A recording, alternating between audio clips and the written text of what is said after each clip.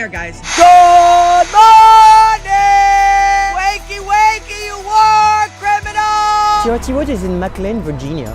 As you can see behind me, protesters have been camping outside of U.S. Secretary of State Antony Blinken's home. And we're really making a settlement. We've made this an occupation of his home and his street. We want him to understand that people in Palestine sleep in tents just like these. Sometimes we used to demonstrate and leave after a few hours, but now we decided to stay here until they listen to us. This is not a democracy anymore. 66% of Americans have demanded for a ceasefire, and our officials are not listening. It's around 4 degrees here, and we are in the middle of winter.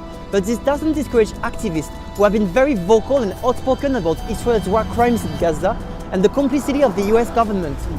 These two are our primary tents. So we sleep 9 in that one, and we sleep 7 in this one. The day we arrived was after the snowstorm. The ground was still wet, was still icy, and was still frozen. It rained quite a lot. Our tents got flooded. We're running out of options, and we're constantly trying to think about creative ways to get through to this administration. Biden, he's too old. I don't think he knows a lot of things.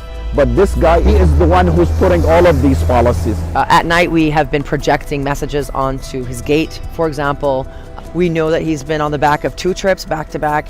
He was trying to relax, and we made sure that his weekend was so noisy. Protesters set up tents 5 days ago, and they are planning to stay at least until the end of this week. They say they have been insulted by some drivers, but also received support from residents. We've been called terrorists out the window. We've been called Hamas out the window. We've also had people flip us off and curse us out. But we've also had a lot of support. People literally stopping their cars, crying. Power to Gaza, man. Thank you! Stop the genocide, man. Thank you! Yesterday, somebody came and joined us. He was a 76-year-old Jewish doctor and his wife. They drove from Rochester, New York, to come here and join us. Blinken, you can't hide. You're committing genocide. His children have to drive by us, and we make sure that they hear our messaging, because no one in Gaza is able to escape the reality of the consequences of the decisions that he makes. So why can't he?